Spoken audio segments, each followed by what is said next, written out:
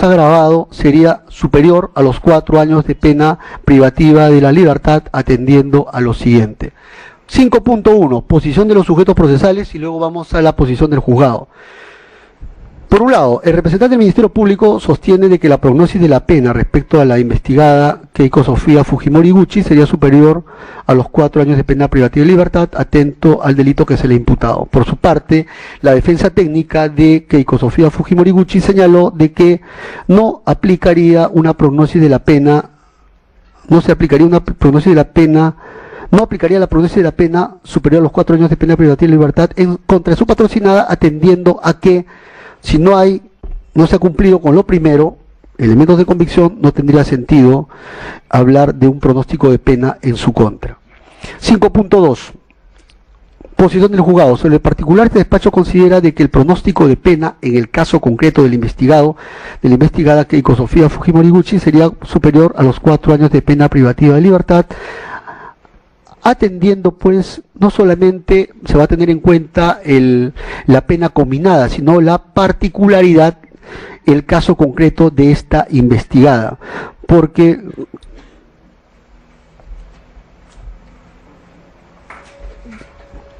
a efectos de analizarlo no en sentido genérico, sino en sentido abstracto. Como diría Antonio Pérez, filósofo, en cuanto al quien se ha estudiado el tema de la aplicación del derecho en cuanto a la tensión entre la universalidad de la norma jurídica y la particularidad de la razón al caso concreto, la idea es que se acierte en el caso concreto con la decisión que corresponda. Muy bien, vamos primero a la norma general. Bueno, de entrada hay que decir, al haberse cumplido con la apariencia del buen derecho respecto al delito de lavado de activos agravado imputado a la investigada Keiko Sofía Fujimori Gucci, la consecuencia jurídica sería aplicarle un pronóstico de pena referido al dicho delito de lavado de activos. Y de entrada se debe tener en cuenta el marco de la pena combinada para el delito de lavado de activos, en términos generales, que sería entre 10 y 20 años de pena privativa de la libertad. Ahora, en el presente caso concreto, para efectos de establecer el pronóstico de la pena en su caso concreto, este despacho considera que sí corresponde hacer pronóstico de pena en su caso concreto, porque ya se consideró que existe sospecha grave sobre el delito que se le imputa a esta investigada, lavado de activos agravado. Por ende, se tiene que hacer el pronóstico de pena, teniendo en cuenta el marco de la pena combinada, y para efectos de hacer la individualización de la pena en grado de pronóstico, hay que dividirlo en tres, hay que tener en cuenta, digamos, lo establecido por la norma penal a efectos de los tercios. Y este despacho entiende de que tenemos 3 tercios entre 10 y 20 años. El primer tercio de 10 a 13 años aproximadamente, el segundo tercio de 13 a 16 y el tercer tercio de 16 a 20. Este despacho considera de que el pronóstico de pena en el caso concreto de la investigada Keiko Sofía Fujimori Gucci tiene que ser un pronóstico de pena dentro del primer tercio, atendiendo a que dicha investigada no registra antecedente penal alguno en su contra. Además, no ha concurrido ninguna otra circunstancia agravante genérica que permita confrontar la circunstancia atenuante y agravante genérica. Consecuentemente, este despacho considera de que el pronóstico de pena en su caso concreto va entre 10 y 13 años de pena privativa de la libertad. Asimismo señala de que no es posible rebajarla por debajo del mínimo legal, dado que no se ha presentado ninguna circunstancia modificativa de la responsabilidad penal que permita bajar la pena en grado de pronóstico por debajo de ese mínimo legal. Consecuentemente, este despacho advierte de que el pronóstico de pena en su caso concreto como mínimo sería de 10 años de pena privativa de libertad, con lo cual se habría cumplido con el segundo presupuesto material de la prisión preventiva, esto es de que el pronóstico de pena en su caso concreto por el delito de lavado de activos agravado supera los 4 años de pena privativa de la libertad.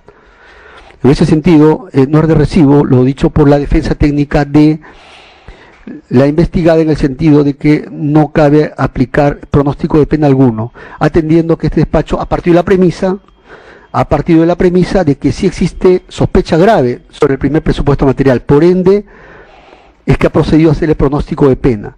Mucho se habla en materia de argumentación de que uno, cuando argumenta, tiene que tener en cuenta cuáles son las premisas de las cuales parte para llegar a una conclusión, porque muchas veces las premisas de las cuales uno parte muchas veces son distintas a las premisas que ha planteado, en este caso, la defensa técnica del investigado. A veces el modus tollens de uno es distinto al modus ponens del otro. Es lo que se denomina, es lo que se ensaya bastante en la argumentación jurídica. Pues bien, este despacho considera de que los presupuestos de los cuales ha partido la defensa técnica para llegar a la conclusión de que no aplica la prisión preventiva o que no aplica el pronóstico de pena es distinto a los presupuestos de los cuales está partiendo este despacho para establecer el pronóstico de pena. Por ende, es que en esos términos estamos considerando en este caso concreto que se cumple con el segundo presupuesto material. En cuanto al arraigo familiar, este despacho también, atendiendo a la documentación presentada por la defensa técnica, en el sentido que tiene esposa y 2 menores hijas, está asumiendo que también tiene arraigo domiciliario. Sobre eso existen los elementos de convicción, con lo cual está claro de que tiene arraigo familiar. Este tema no lo ha cuestionado el Ministerio Público. En cuanto al arraigo laboral, yo diría arraigo ocupacional, para ser más exacto.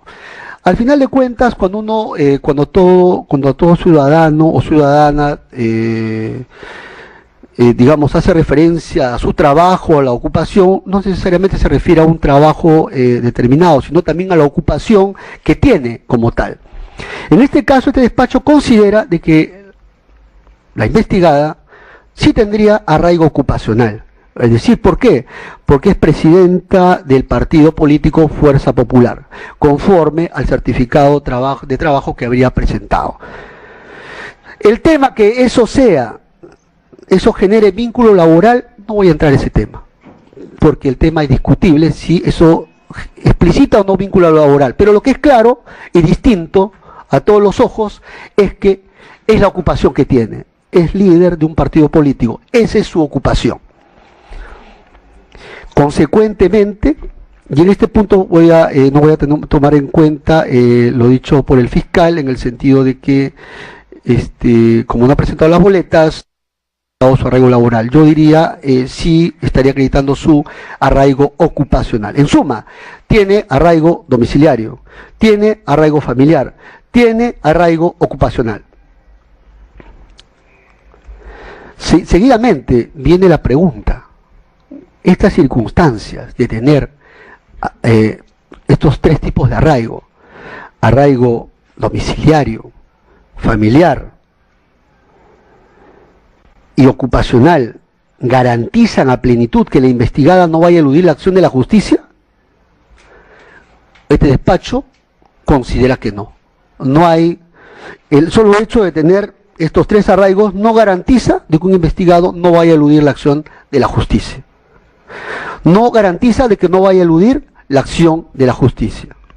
Por cierto, este dato no lo estoy tomando en contra, sino simplemente de que no garantiza a plenitud. Por eso y aquí vamos a citar casos. A veces cuando uno argumenta, como ya lo dije hace un momento, citando este texto de iniciarse en la redacción universitaria, cuando uno argumenta, puede argumentar con citas, con ideas de otras personas, con hechos y también con ejemplos. Pues bien, se han visto casos reales y prácticos de que personas con todos los arraigos, domiciliario, familiar, ocupacional y laboral, a pesar de tener todos los arraigos, al final han terminado eludiendo la acción de la justicia. Ejemplos: el caso en el Club de la Construcción, Gustavo Salazar. Es una persona que tiene aparentemente todos los arraigos, domiciliario, familiar, incluso arraigo laboral e incluso prestigio social, pero a pesar de eso salió del país. Dato claro, objetivo, que existe. También podemos citar casos del pasado. Y casos del pasado podemos citar casos de Ernesto Schutz y también Carmen del Solar. Son personas que tienen todos los arraigos, domiciliario, familiar, económico y digamos, ocupacional, incluso con bastante actividad económica, pero que al final han terminado eludiendo la acción de la justicia. Lo que quiero decir es que, en resumidas cuentas, es que el hecho de que uno tenga todos los arraigos no garantiza que no va a eludir la acción de la justicia. Por eso que es sabio la circular de la Corte Suprema, en la cual dice, el hecho de que los investigados cuenten con los arraigos plenamente acreditados, no significa pues que no eludan, o no significa descartar, no significa de que no haya peligro procesal. Consecuentemente, solamente es un dato a tener en cuenta. Vamos a analizar el otro dato, el dato de la gravedad de la pena. En el caso concreto de Keiko Sofía Fujimori Gucci, ¿cuál es la pena en concreto en grado de pronóstico que se cierne sobre ella? Ya hemos dicho cuando hemos argumentado el segundo presupuesto material, mínimo 10 años de pena privativa de libertad en grado de pronóstico. Es decir, en el caso de la investigada Fujimori Gucci, se cierne una pena grave por el delito que se le imputa. Y este dato de la gravedad de la pena es un dato que implica que pueda eludir la acción de la justicia. Porque la más de las veces, cuando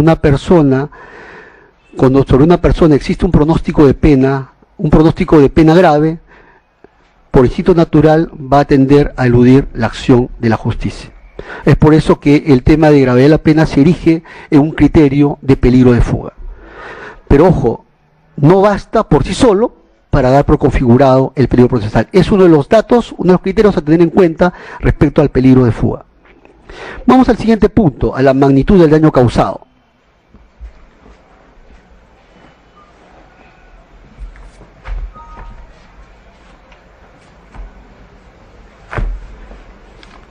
En cuanto a la magnitud del daño causado, para ser fieles a lo que ha señalado la casación de Moquegua,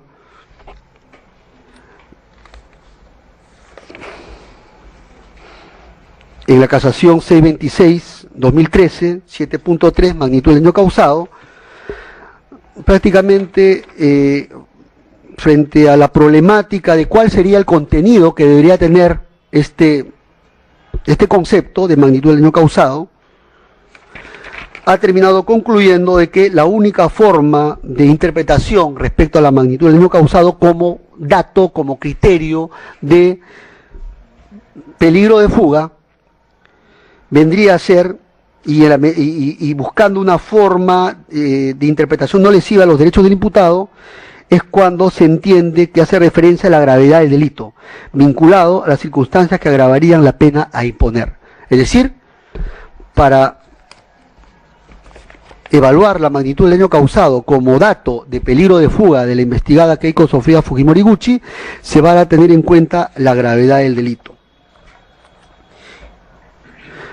¿Y qué importa tener y qué cosas se debe tener en cuenta para establecer la gravedad del delito respecto al delito que se imputa a esta investigada? Pues bien, hay que tener en cuenta el delito que se le está imputando a esta investigada y los bienes jurídicos que se estarían afectando a esta investigada. De entrada, tratándose de esta investigada, se le está imputando el delito de lavado de activos agravado, respecto al cual importa señalar de que los bienes jurídicos que se afectan con un delito de lavado de activos vendrían a ser, en lo que atañe a los actos de colocación e intercalación, se dice que compromete la estabilidad, transparencia y legitimidad del sistema económico financiero. En cambio, tratándose de los actos de ocultamiento y tenencia, se dice que afecta el sistema de justicia penal frente al crimen organizado. Pues bien, vamos al caso concreto de la investigada Keiko Sofía Fujimori Iguchi. Pues bien, a esta investigada se le está imputando el delito de lavado de activos, concretamente por el hecho de haber dispuesto la recepción de fondos de naturaleza ilícita en la suma de $1 millón para su campaña presidencial de los años 2010 y 2011. ¿Con qué objetivo? Con el objetivo de capturar el poder político y luego, se entiende, para retribuir este dinero que se habría colocado en las campañas que habría hecho Odebrecht para retribuirle con obras, con delitos de corrupción. Ya dijimos, nadie que inyecta dinero lo hace, digamos, de manera, digamos, liberal, sino lo hace porque busca un beneficio. Odebrecht, cuando impuso dinero, según lo indicó Marcelo Odebrecht, lo hizo para obtener un beneficio a cambio. El beneficio indirecto que se le llama. En ese sentido, en el presente caso concreto, este despacho entiende de que, tratándose de los actos de colocación e intercalación, ¿qué cosa se advierte? ¿Cuáles son los hechos que ya se van delineando en grado de sospecha grave respecto a la investigada? De haber dispuesto la recepción de $1 millón, de $1 millón para su campaña política, no para cualquier campaña, sino para una campaña presidencial, para acceder al poder político.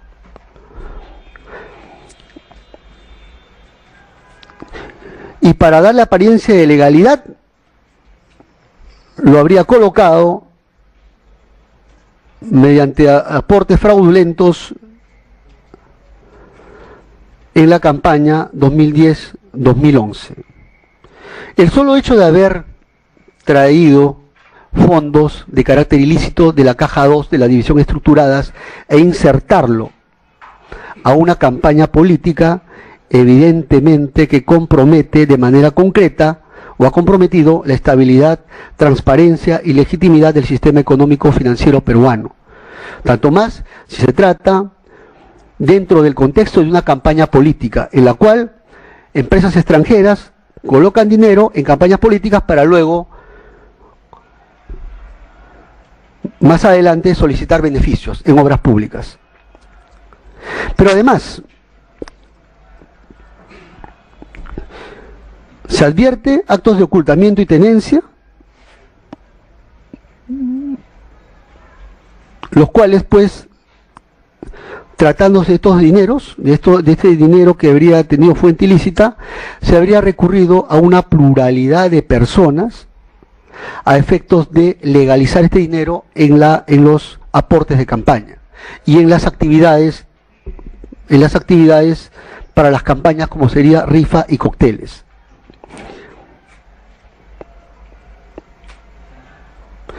Y para tal efecto, para materializar estos actos de ocultamiento y tenencia, han tenido que convencer a muchos ciudadanos para quebrar las normas. Esto es, de prestar sus nombres para que figuren como aportantes de aportes fraudulentos, en clara afectación al sistema de justicia penal, a efectos de que no puedan ser identificados, a efectos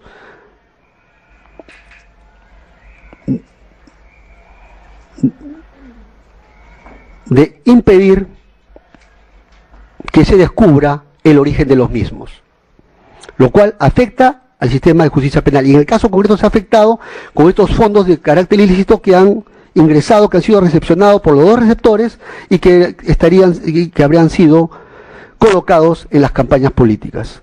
Consecuentemente, en el presente caso concreto se advierte magnitud, gravedad del delito imputado al investigado, atendiendo que se habrían afectado bienes, con la comisión del delito que se le imputa, bienes jurídicos como el normal funcionamiento, el correcto funcionamiento, la correcta estabilidad y transparencia del sistema económico financiero, y también la eficacia del sistema de justicia penal. en el sentido de que se habría buscado impedir averiguar de dónde venía, la identificación de su origen. Consecuentemente, este dato cuenta como peligro de fuga. Siguiente, 6.2.2.2, comportamiento procesal de la investigada. Aquí vamos a hacer alusión al comportamiento procesal de la imputable, digamos, imputable a la investigada en cuanto a la dilación de la investigación. Otro de los indicadores para establecer si un determinado investigado tiene o no peligro de fuga lo constituye su comportamiento procesal de dilación en la investigación. Lo cual, ahora, en el presente caso concreto, se han advertido comportamientos procesales encaminados a dilatar la investigación. Y no solamente encaminados a dilatar la investigación, sino que también serían imputables a la investigada Keiko Sofía Fujimori Iguchi.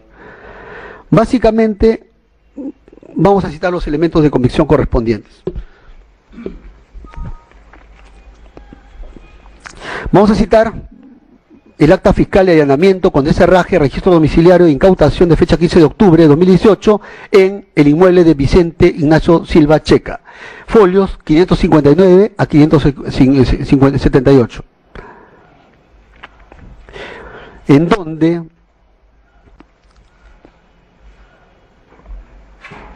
se han ubicado diversos documentos, entre ellos un folder rotulado Estudio Loza Ábalos, sin firma, conteniendo documentos en donde se hace alusión al análisis de los efectos sin contingencias de una formalización de la preparatoria, relacionado a los casos 80-2017, aportes a la campaña presidencial de Fuerza Popular, el número 55-2017, anotación Odebrecht, campaña 2011, y número 12-2016, campaña 2016, en la cual se han tratado los siguientes temas: objetivo, contexto, escenario, hechos investigados, plazos, actos de investigación, diligencias preliminares, competencia en fiscalía y juzgados, proceso constitucional, incidentes, quejas, vencimiento del plazo, posibles alternativas del fiscal en defensa previa o conclusión, efectos e implicancias de la formalización, extinción de dominio, del cual interesa destacar dos páginas. Página 10. Proponer actos de investigación a fin de dilatar una formalización. Entre ellos, declaraciones de personal administrativo de Odebrecht. Ampliación de declaración de Barata. Pericia contable de parte de Fuerza Popular. Página 13. De manera objetiva. Si los dejamos actuar a fin de generar la nulidad, luego se podría alegar que sus actos están convalidados con nuestra participación en los interrogatorios. De considerarse atendible esta posibilidad y a fin de no convalidar, deberíamos optar por no seguir participando en las diligencias. Muy bien, hemos identificado de manera objetiva comportamientos, conductas procesales planteadas en este informe, encontrados en el inmueble de Silva Checa, en la cual se habla de dilatar el trámite de la investigación. Pregunta: ¿es relevante el comportamiento de un investigado en el marco de una investigación de dilatar la investigación? Pues bien, nuevamente volvemos a la casación de Moquegua. En el punto 7.4, comportamiento procesal, casación 626-2013 de Moquegua, se ha desarrollado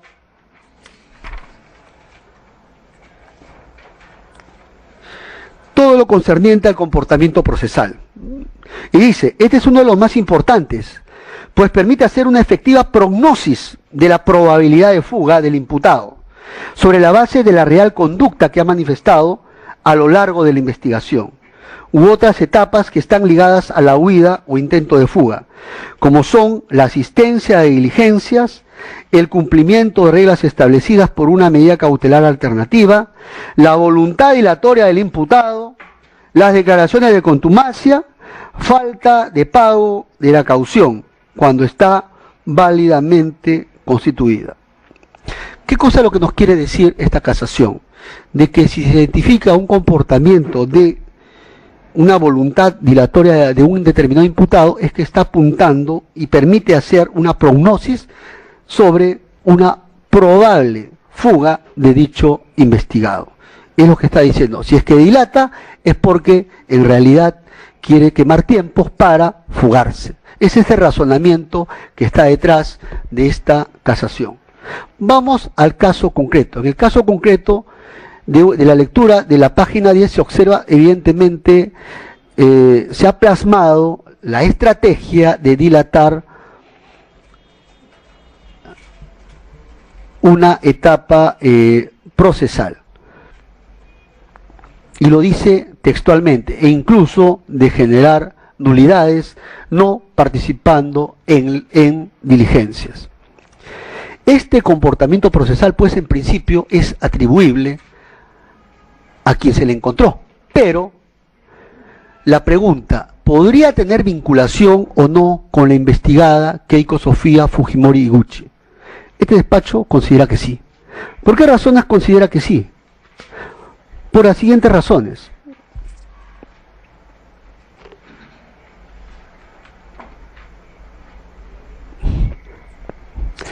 ¿Por qué podría ser imputable a la investigada? No hay que olvidar de que en este caso se está investigando delito de lavado de activos dentro del marco de una presunta organización criminal, en donde la investigada sería la líder de esta presunta organización criminal. Esa es la tesis imputativa y sobre el cual ya hemos desahogado una pluralidad de elementos de convicción.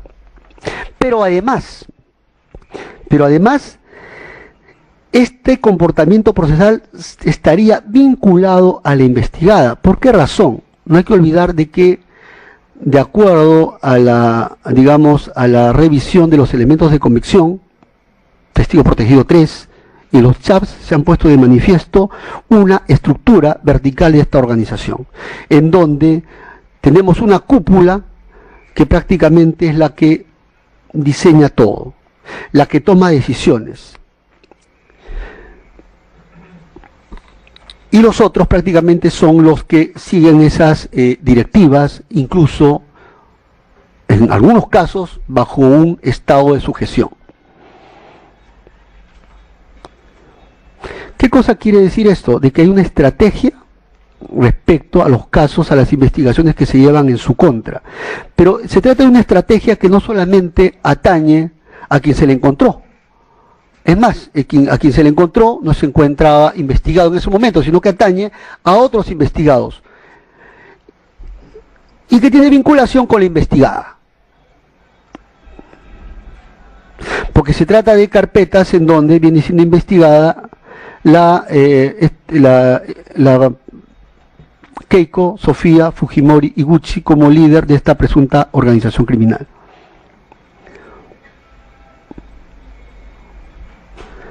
Y también los chats han puesto, el testigo protegido 3 ha dicho que es la que dirige, los demás siguen todo al pie de la letra, es lo que dice, una estructura vertical. Lo mismo dan cuenta los chats, donde prácticamente monitorea todo, da directivas. ¿Esto qué quiere decir? Que toda esta lógica del diseño de estas estrategias para dilatar también le sería imputable. No hay que olvidar que estamos en una estructura criminal en donde una cúpula controla todo, decide todo, y prácticamente el diseño de estas actividades dilatorias también le serían imputables, tanto más si una de las personas que se le encontró también forma parte de esa cúpula, forma parte de los asesores. No hay que olvidar de que esta persona es uno de los asesores políticos, o sería uno de los asesores políticos y jurídicos de esta investigada. Consecuentemente, esta conducta dilatoria que se ha visto plasmada en este documento establece una probabilidad, y de dilatar también los actos de investigación, genera la probabilidad actual. ¿Por qué actual? Porque son documentos que son recientes, una probabilidad seria, una probabilidad que podría generar de que esta investigada pueda eludir la acción de la justicia. Así que este comportamiento procesal se va a tener en cuenta de esta investigada. Sigamos. Vamos a analizar ahora el comportamiento procesal de captura o de interferencia sobre un juez supremo, ex juez supremo, para ser favorecido en procesos judiciales. Aquí, nuevamente, importa citar de que un dato relevante para examinar el peligro de El peligro procesal viene a ser el comportamiento procesal de un determinado investigado. Este despacho considera de que importa citar para tal efecto, de manera objetiva, la declaración testimonial del testigo protegido 4 de folios 7518 a 7519. En la pregunta 1 que ha dicho, en el segundo y tercer y cuarto párrafo, habla acerca de una reunión con la señora Keiko. El primer encuentro, Héctor Becerril con César Inostroza en la casa de Camayo. El segundo encuentro, en el centro poblado de Muruay, César Inostroza comenta a Camayo que se había encontrado con Keiko. El encuentro que se dio en la casa partidaria. Tercer encuentro, César Inostroza comenta que un proceso caerá en su poder por lo que tendrá apoyo político. Cuarto evento, 2 y 3 de mayo en Muruay, Miki Torres le solicita un encuentro con César Inostroza por encargo de Keiko, pactando para la 1. Quinto evento, 4 y 5 de mayo. Se da la reunión de Miki e Inostroza, hablan sobre el tema de la ley de lavado de activos. Justamente hemos citado hace poco una ley de lavado de activos, de que tenía un precedente antes y que ha sido ya dejada de lado por la Suprema. Pero vamos al dato concreto que nos interesa. ¿Qué ha dicho textualmente este testigo protegido número 4 sobre estos eventos, que ya se ha dado cuenta de manera esquemática? Tengo conocimiento que entre los primeros días del mes de marzo del 2018, por la tarde se concretó la reunión en casa de Camayo. Así, el primero en llegar fue el señor Héctor Becerril. Esta persona llegó sola. Luego de esto, a los 20 minutos llega la persona de César Inostroza. Esta persona llega sola también. Luego escucho que las dos personas antes indicadas conversan sobre temas coloquiales, temas del día a día. En esos momentos el señor Camayo aprovechaba y le servía gaseosas. Esta fue una reunión breve, unos 30 minutos. El tema puntual de esta reunión era que el señor César Inostroza le indicó a Héctor Becerril que quería reunirse con la señora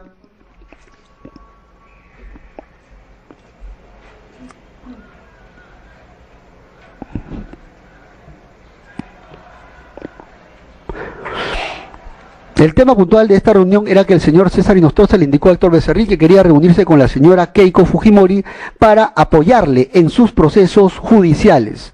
César Inostroza siempre buscaba el acercamiento con la persona de Keiko Fujimori. Ante este pedido por parte de César Inostroza, Héctor Becerril le dijo que sí, que no había problema y que ya se iba a coordinar una fecha y hora para la reunión que iban a tener. Luego, unos minutos después, se retira Héctor Becerril y se quedaron Camayo, mi persona y César Inostroza. En ese momento yo percibí que se encontraba feliz Inostroza porque iba a conocer a la señora Keiko Fujimori.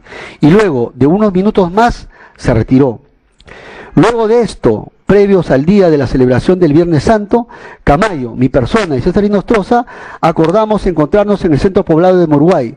Ya el día 30 de marzo del presente año, estando en el centro poblado, César Inostroza, mientras almorzábamos, comentó a Camayo que se había logrado reunir con la señora Keiko Fujimori y que la señora Keiko Fujimori se había quedado impactada con sus altos conocimientos. César Inostroza le comentó a Camayo que lo habían llevado a la casa partidaria, esto es frente a la Universidad de Lima, no comentándole quién lo había llevado, indicándole que lo habían dado tantas vueltas que había quedado desorientado. César Inostroza le comentó a Camayo que estando ya en la reunión con Keiko Fujimori, el señor Becerril lo saca de la reunión. Por ello que César Inostroza se jacta de tener poder, ya que había llegado a conocer a la lideresa de Fuerza Popular. Y al momento de contar este encuentro, alzaba los brazos diciendo que había hablado de política nacional que debería implementarse y mejoras que debían realizarse dentro del Poder Judicial, encontrándose satisfecho César Inostroza, porque había logrado el contacto con Fuerza Popular y a partir de ello el nexo iba a ser Héctor Becerril. En una reunión posterior, no recuerdo en cuál, pero fue en el mes de abril del presente año en Lima, César Inostroza le comentó a Camayo que uno de los procesos de la señora Keiko Fujimori iba a caer en sus manos. Y con esto iba a tener apoyo político, porque él quería ser presidente del Poder Judicial. Y le decía que los únicos que podían destituirlo era el CNM o el Congreso de la República. Entre el 2 y 3 de mayo del presente año, cuando el señor Camayo se encontraba en el centro poblado de Muruguay, recibió una llamada del señor Miki Torres, congresista de la República, en la que le dice que quería reunirse con el señor César Inostroza, que era por encargo de la señora. Y él entendió que era la señora Keiko Fujimori para poder reunirse en su casa con la persona de César Inostroza y que no había ningún problema. Entonces Miki Torres le indica que la reunión sea a las 11 de la mañana, a lo que Camayo le consultó a César Inostroza si la reunión podía ser a las 11 de la mañana en su casa, a lo que éste dijo que no, porque tendría que cancelar una reunión, indicándole que mejor sea las 13 horas. Entre el 4 y 5 de mayo del presente año se da la reunión antes pactada. Lo que el primero en llegar es Miki Torres. Él llegó solo, luego de ello llega César Inostroza. También solo, como la hora de almuerzo, y como el señor Camayo había comprado chifa, nos dijo a todos para almorzar, a lo que dijimos que sí, y le agradecen por la gentileza. Ya en el almuerzo, y estando solos, César Inostroza le comenta a Miki Torres sobre el tema relacionado con la ley de lavado de activos, y luego de estos conversaban sobre las implicancias de lo que era aplicar esta ley y que lo podían invitar al Congreso a debatir esta ley, poniéndole dos dirimentes y que a él lo podían invitar a debatir esta ley, ya que tenía dos jurisprudencias internacionales que daba cuenta que esta ley podía ser aplicada. De ahí yo escuché que hablaban de temas jurídicos y penales, y mientras el señor Camayo recogía los platos para llevarlos a la cocina, y al regresar Camayo a la sala advirtió que Miki Torres tomaba apuntes sobre una servilleta color blanco. Entonces, al ver esto, Camayo fue a su dormitorio y trajo un cuaderno espiralado y se lo entregó a Miki Torres para que lo siga escribiendo. Finalmente, después noté que había 2 hojas llenas de apuntes del cuaderno entregado a Miki Torres sin advertir qué decían estos apuntes. Entonces, en ese momento, Miki Torres arranca las hojas que él había escrito, doblándolas y las guarda en el bolsillo derecho de su saco. Luego intercambian teléfonos tanto Miki Torres y César Inostroza, retirándose el primero de ellos, y luego de 10 minutos César Inostroza. Quiero señalar que al final de la reunión escuché que César Inostroza le dice a Camayo que él había pensado que iba a llegar la señora Fujimori, aunque igualmente estuvo contento con la reunión. Muy bien, que he citado textualmente la declaración de este testigo protegido, que es un órgano de prueba, y ha dado detalles sobre el acercamiento que ocurre entre congresistas de Fuerza Popular y César Inostroza, y concretamente el acercamiento entre César Inostroza y la investigada Keiko Sofía Fujimori Gucci para favorecerla en procesos judiciales. Ese es un comportamiento procesal de la investigada que objetiva su intención de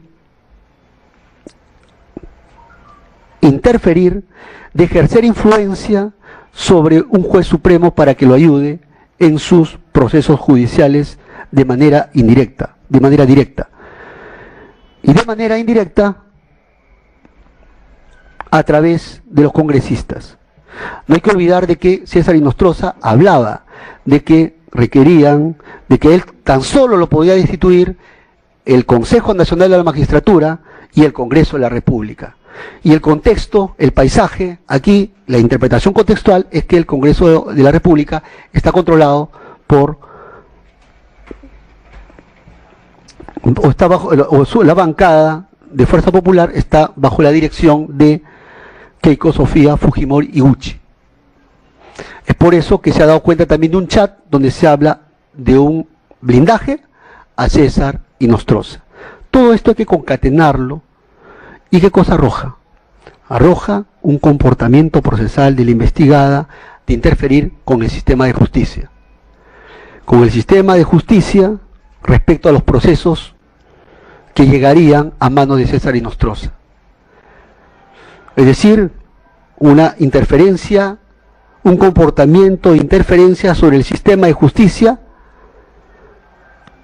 en términos generales, sobre todo el sistema de justicia, y que podría tener impacto, indudablemente, en esta investigación. ¿Por qué razones? Porque es bien sabido que los casos que se ventilan en la Sala Penal Nacional podrían llegar vía casación a la Corte Suprema, en el cual estaba César y Nostroza Pariache. Este comportamiento procesal evidentemente devela peligro procesal de esta investigada, porque ya no se trata de una interferencia en específico sobre este caso, sino sobre todo el sistema, articulando instituciones, Congreso y también un juez supremo. Es un comportamiento procesal que corre a cuenta del peligro procesal de dicha investigada. También se va a citar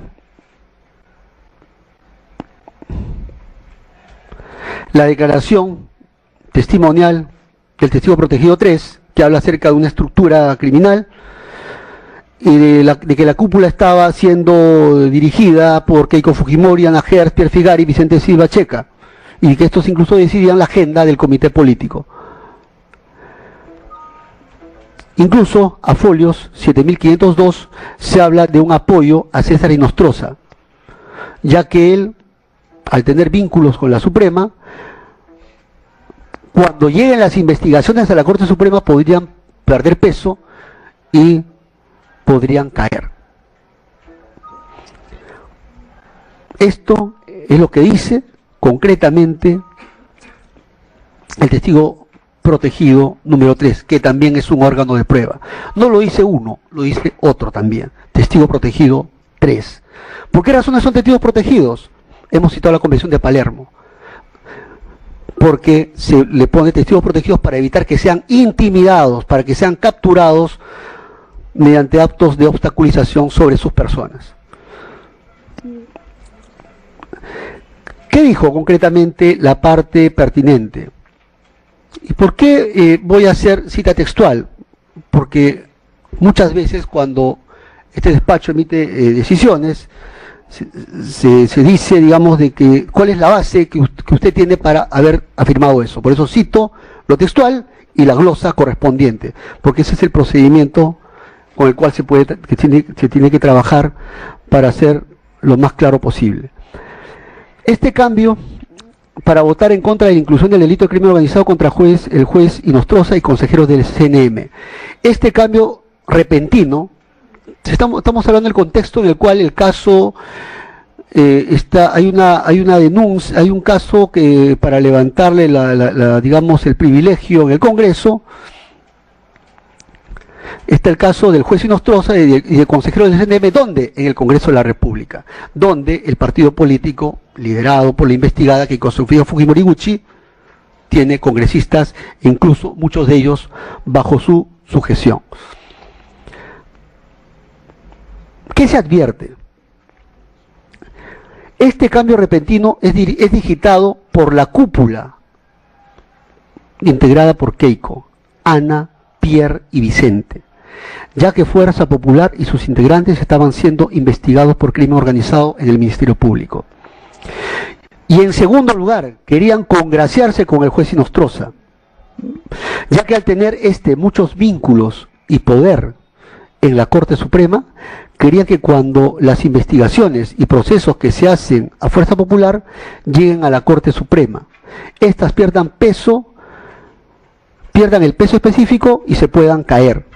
Todo esto dado los vínculos que el juez y Nostroza tiene en la Corte Suprema, porque sí es un operador dentro de la Corte Suprema. Sé por abogados que saben de él, que siempre hacía todo lo chueco en la Corte Suprema, era vox populi. Posteriormente, habiéndose generado una ardua crítica mediática y político en torno al archivo de la denuncia del juez y Nostroza en la Comisión Permanente en el extremo del delito de organización criminal, los integrantes del partido político Fuerza Popular acuerdan en el desarrollo del debate del pleno de la denuncia contra el juez Inostroza volver a incluir el delito de organización criminal, pero sin que realmente tengan la intención final de que este delito proceda contra dicho juez. Para ello se acordó que pase a las justas, esto con 66 votos a favor de aprobar el delito de organización criminal. Quiero indicar que este modo de operar fue una apariencia de votación, ya que en el fondo la intención es que el proceso parlamentario vaya con vicios a la vía judicial y sea favorable para el denunciado. También quiero precisar que todas las órdenes dentro del partido político Fuerza Popular, tanto en este caso del juez Inostroza como en absolutamente todos los casos, vienen de la cúpula. También quiero precisar que todas las órdenes dentro del partido Fuerza Popular, tanto en este caso del juez Inostroza como en absolutamente todos los casos, vienen de la cúpula integrada por Keiko, Ana, Pierre y Vicente, los congresistas y demás integrantes de dicho partido, no teniendo ningún grado de libertad para irse por la libre. Respecto a que las órdenes vienen de la cúpula integrada por Keiko, Ana, Pierre y Vicente Silva, en este caso del juez Inostroza, como también en todos los casos del partido Fuerza Popular, ya que es costumbre que las cosas se mantengan así en ese partido político. Hay un claro ejemplo, como lo es que la congresista Úrsula Letona, en la Comisión de Justicia respecto a los proyectos de ley presentados por el Ejecutivo sobre la reforma del CNM, hace poco la mencionada congresista recibe una llamada telefónica e indica inmediatamente a los demás miembros del partido que se abstenga, dándoles una orden, lo cual es de conocimiento público, ya que se pudo advertir este hecho en los videos correspondientes. Quiero indicar que previamente a esa denuncia constitucional del juez Inostroza, esto es, los primeros días de agosto de este año, el congresista Daniel Salaverry contó que existió una reunión entre el congresista Miki Torres y el juez Inostroza por orden de Keiko Fujimori. No contó dónde se había llevado a cabo la reunión, pero sí existió. Tampoco contó la fecha exacta de la reunión, pero la misma se realizó este año. El congresista Daniel Salaverry comentó que esta reunión fuera para establecer un acercamiento con el juez Inostroza y preparar el camino para una segunda reunión o posteriores reuniones ya con la participación de Keiko. Muy bien, ¿qué evidencia todo o qué pone de manifiesto? Nuevamente, comportamiento procesal de la investigada Keiko Sofía Fujimori Gucci sobre el órgano del sistema de justicia y también sobre, y sobre el Congreso de la República, ¿por qué no decirlo? Una cosa es impartir directivas de carácter político y otra cosa ya es ir a un tema de sustraerlo de la investigación a un determinado investigado. Y esto se enlaza con el fraseo, blindar a César Inostroza. Y también con la interferencia en el sistema de justicia. Aquí el peligro procesal es de carácter sistémico sobre el sistema de justicia, concretamente sobre el Poder Judicial, y que va a tener incidencia, qué duda cabe, sobre el caso que se está ventilando el día de hoy, porque nosotros simplemente somos primera instancia. Y todos los casos muchas veces llegan a la Corte Suprema para ser revisados. ¿Y quién estaba en la Corte Suprema? César Inostroza Payachi. Ese es el grado de interferencia que generó la investigada como líder de esta presunta organización criminal, en la cual no solamente ya estamos yendo por una idea de líder de la cúpula, sino también hay datos muy precisos, muy concretos, donde ya se habla de su intervención ya para que no tenga para favorecer a Inostroza. Claro está, la contraprestación era ayudarla en sus procesos judiciales. Consecuentemente, este es otro dato del comportamiento procesal, de peligro procesal de la investigada Keiko Sofía Fujimori Iguchi. Vamos ahora, consecuentemente, haciendo un balance sobre el peligro de fuga. Tenemos que sí tiene arraigo, sí, hemos establecido que tiene arraigo, pero eso no significa que no vaya a eludir la acción de la justicia. Pero también hemos citado otros datos del peligro de fuga, concretamente la gravedad de la pena, la magnitud del daño causado también.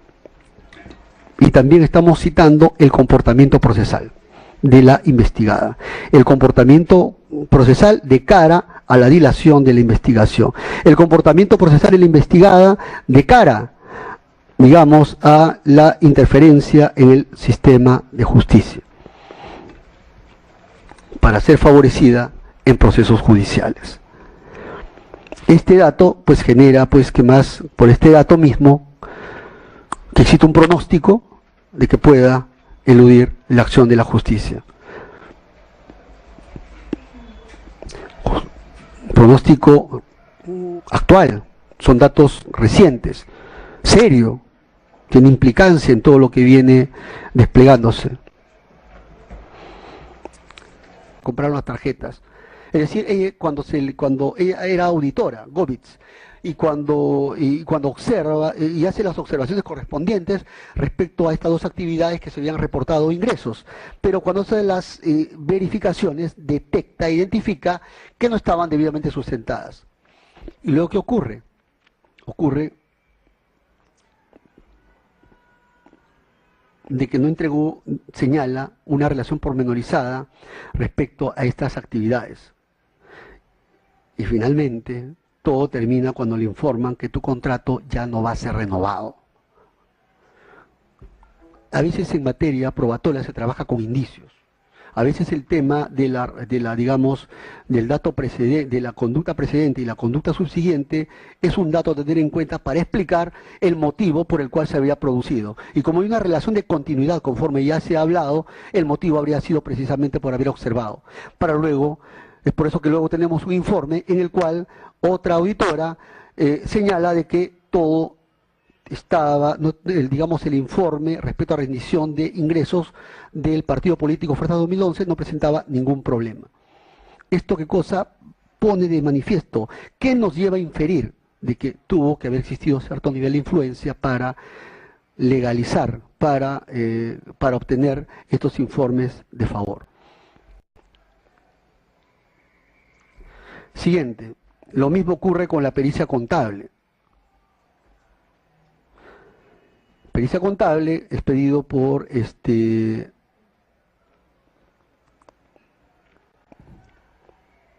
una pericia contable en la cual se hace una investigación al partido político Fuerza Popular por la Comisión de Lavado de Activos respecto a todo esto y se concluye aquí que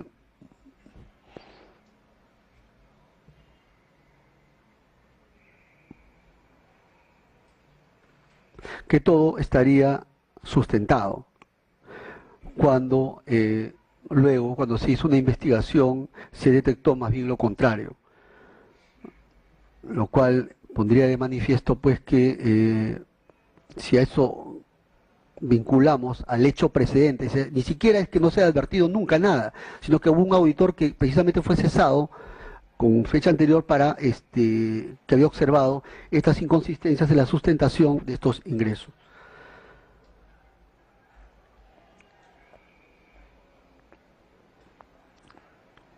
¿Qué más observa?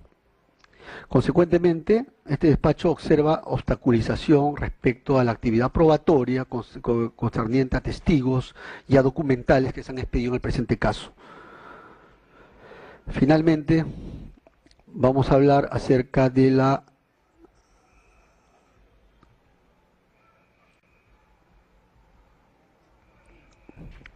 perturbación de la actividad probatoria también, esto ya identificada en el allanamiento. Allanamiento del 7 de diciembre de 2017 en Los Morochucos, Santa Constanza, folios 7643, 7658.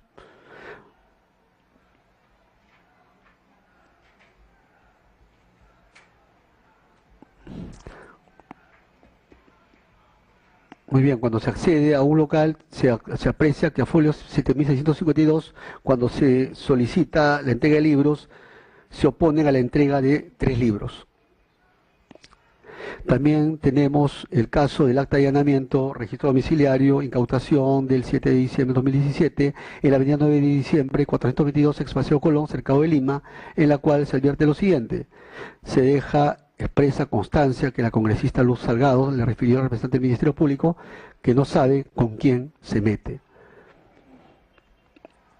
Esto consta también en el acta correspondiente de allanamiento. Estas dos conductas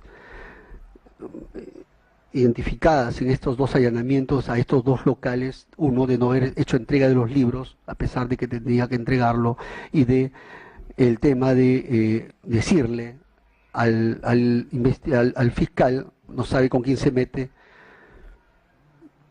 y prácticamente alterando la normal realización de la diligencia de allanamiento, pues no es propio de, digamos, de una intervención en este tipo de actos. O sea, nadie puede negar de que por derecho de defensa puede acercarse y pedir las explicaciones, pero decirle al fiscal que no sabe con quién se mete, un poco que nos lleva a interpretar otra cosa.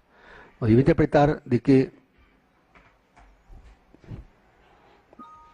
nos lleva a inferir de que pretende amedrentar al fiscal para que no cumpla con sus funciones. Consecuentemente, se advierte pues una conducta de obstaculización a la actividad probatoria en los dos actos de allanamiento que también serían imputables a la investigada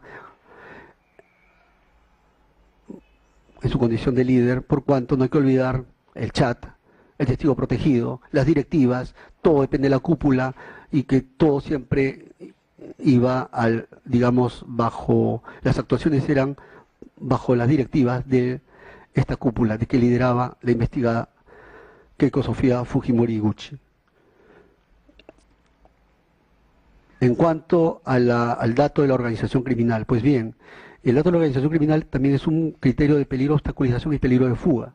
Y en el presente caso se advierte pues de que esta sola presencia, la condición de líder de esta de la investigada como líder de esta presunta organización criminal genera peligro procesal abstracto, porque solo el hecho de ser integrante genera un peligro potencial de que pueda perturbar la actividad probatoria y eludir la acción de la justicia, pero también, y aquí viene el caso concreto, porque hay que tratar de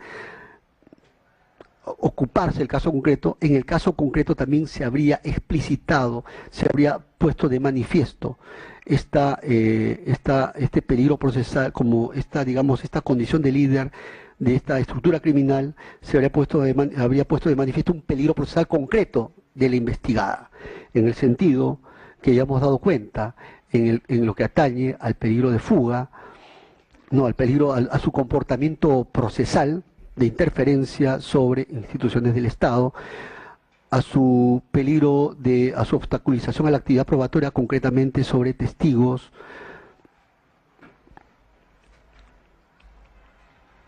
sobre documentales expedidas y sobre diligencias de allanamiento, todo lo cual genera que es intenso, es alto el peligro de obstaculización a la actividad probatoria. Consecuentemente, haciendo el balance del peligro de fuga, peligro de obstaculización, a juicio de este despacho se habría cumplido con el peligro procesal de esta investigada. Por cumplido entonces los tres presupuestos materiales de la prisión preventiva. Vamos al séptimo punto, análisis del cuarto tema, sobre la proporcionalidad del mandato de prisión preventiva. En el presente caso, este despacho entiende de que el mandato de prisión preventiva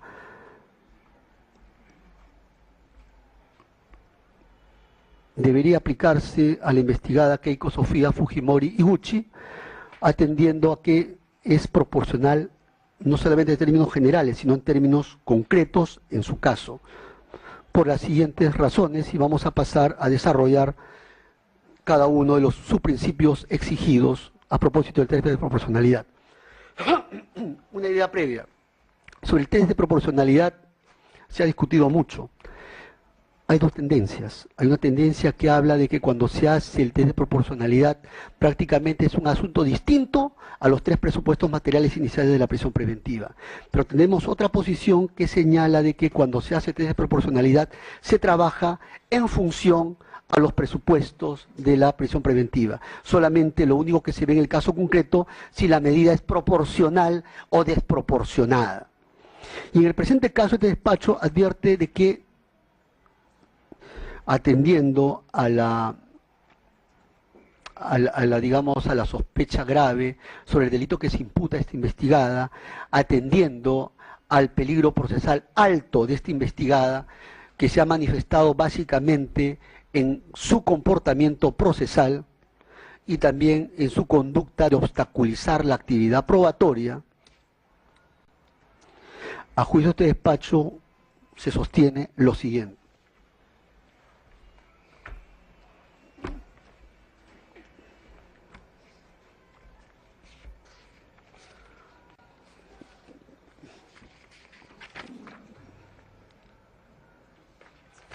Tenemos como punto de referencia, y vamos a citarlo, el del Juzgado Supremo de Investigación Preparatoria sobre Prisión Preventiva, en la cual se analiza el test de proporcionalidad, concretamente el principio de idoneidad. ¿Qué es lo que se dice en este caso?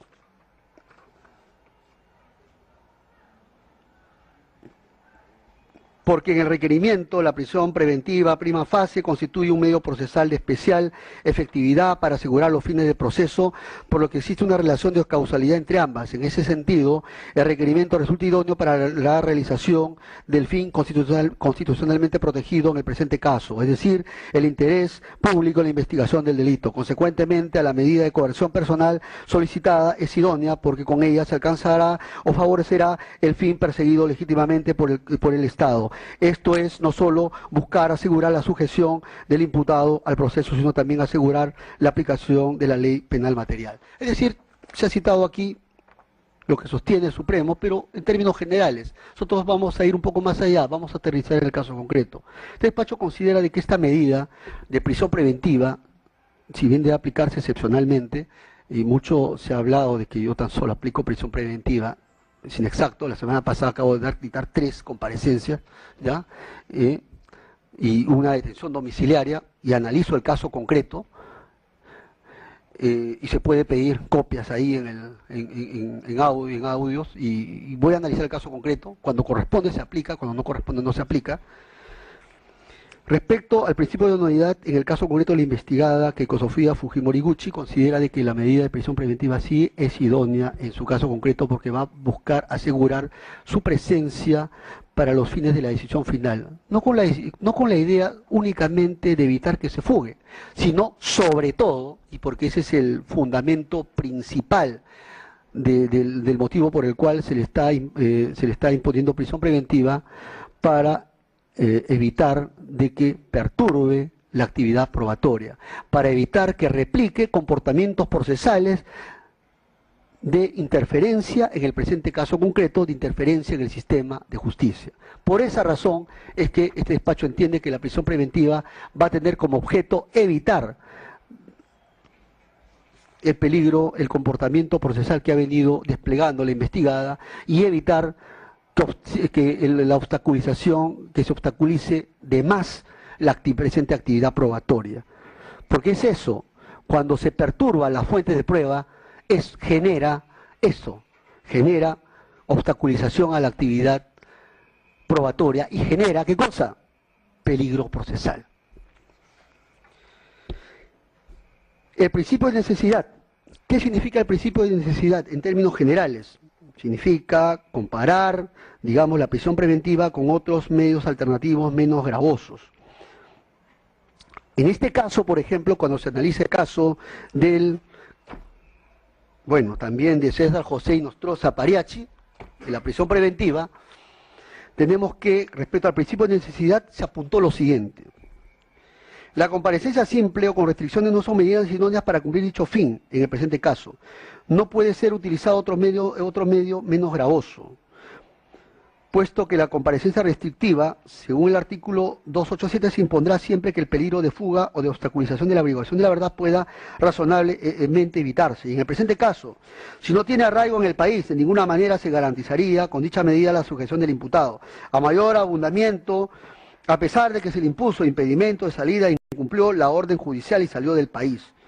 Es decir, acá se está justificando por qué razones en el caso concreto se le ha impuesto prisión preventiva. Digamos, se consideró que la medida era necesaria. En el caso de la investigada Fujimori Gucci Keiko Sofía, este despacho entiende, analizando su caso concreto, de que si tenemos aquí la prisión preventiva y por otro lado la comparecencia con restricciones, con imposición de reglas de conducta, porque no cabe aplicarle el arresto domiciliario, porque el arresto domiciliario solamente se aplica en determinados casos específicos que ha previsto la norma procesal.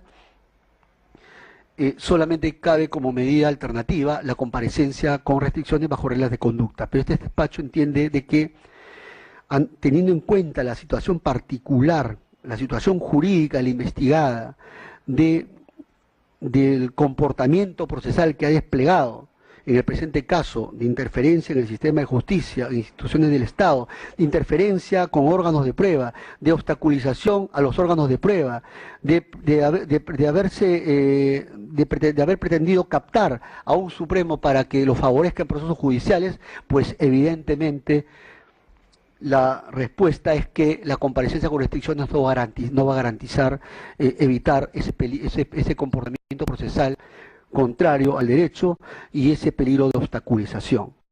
Por ende, la única medida necesaria en su caso concreto sería indudablemente la prisión preventiva. Finalmente, este despacho entiende de que la prisión preventiva en el caso de la investigada Keiko Sofía Fujimori Gucci sería proporcional, en cuyo caso debe sacrificarse la libertad locomotora en aras de la protección de intereses superiores para el proceso, que es la cautela de todo riesgo procesal para las fuentes de prueba, que es un dato básico para desplegar una investigación conforme a derecho.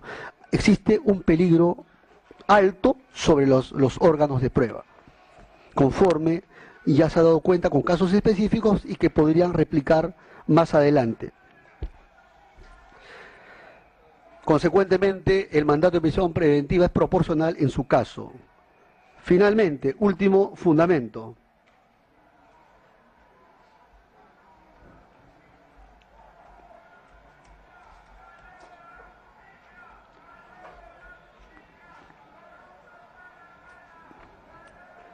Sobre el plazo de la prisión preventiva. En el presente caso, este despacho va a imponer prisión preventiva en contra de la investigada Keiko Sofía Fujimori Gucci por el plazo de 36 meses, por las siguientes razones.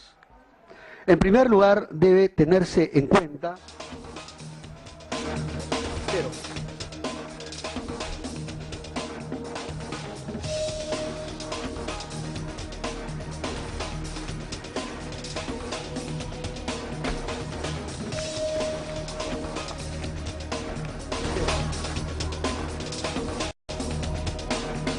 En primer lugar, debe tenerse en cuenta de que en el presente caso el Ministerio Público ha iniciado investigación preparatoria contra una presunta organización criminal integrada por una pluralidad de investigados por el delito de lavado de activos agravado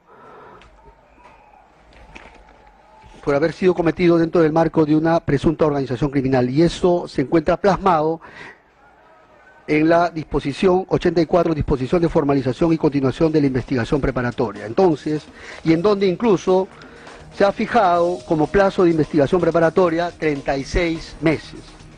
Consecuentemente, este dato de la investigación preparatoria por 36 meses, el dato de que se trata de una investigación seguida contra una presunta organización criminal con pluralidad de investigados y por un hecho complejo, constituye uno de los motivos para establecer este plazo máximo de 36 meses. El segundo motivo, para efectos de ver el caso concreto, también se está teniendo en cuenta las diligencias que ha programado el Ministerio Público en el decurso de la investigación preparatoria. Y es así que en la disposición fiscal número 1 se ha hecho referencia a diferentes actos de investigación que va a practicar el fiscal, entre ellos pericias grafotécnicas, solicitudes de asistencia judicial a diversos países, a diversas entidades, entre ellos el Deutsche Bank Trust Company America, Wells Fargo Bank, Bank of America, Bank of New York, JP Morgan, entre otras entidades bancarias, el Bank of Tokyo, entre otras entidades bancarias. Asimismo, debe tenerse en cuenta que también ha programado diligencias como pericias contables para determinar la capacidad de los aportantes. También pericia contable para determinar ingresos y egresos de Fuerza 2011 en la campaña presidencial 2011. Pericias grafotécnicas en los recibos que obran en la documentación que han sido incautadas a Fuerza 2011. Pericias correspondientes a DVDs, CDs y equipos de cómputo que fueron incautados, y demás diligencias útiles y pertinentes.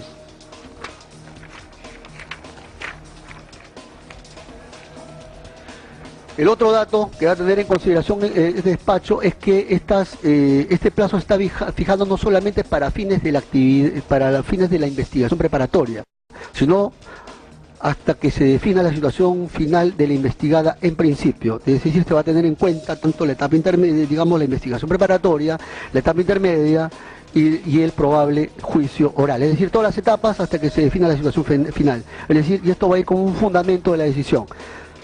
Se está teniendo en cuenta este plazo para todas las etapas procesales, porque la medida cautelar busca cautelar la presencia del investigado para fines de que no perturbe la actividad probatoria durante todo el proceso penal.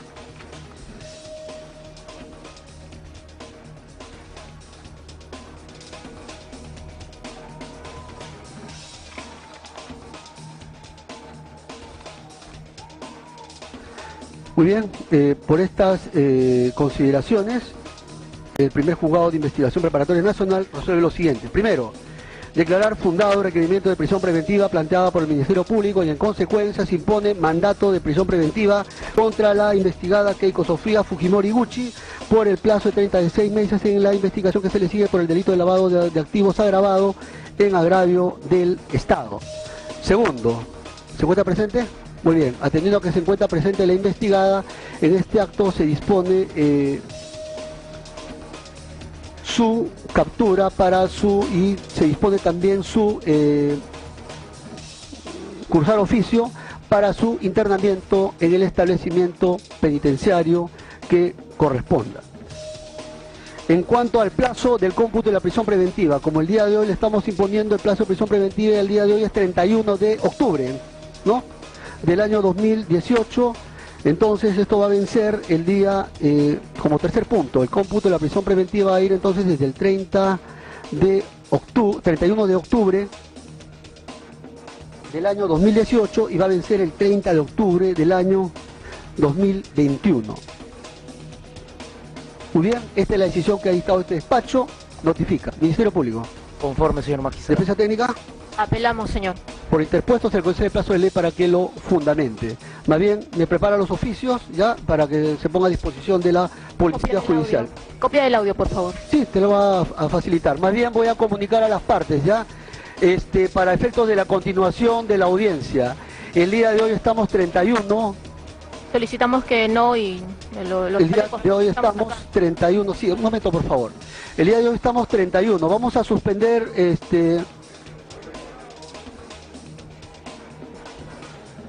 Vamos a suspender la presente diligencia. El día de mañana es... Sí, dígame. Vamos a suspender la presente diligencia para el día... Estamos hoy día... El 12 está...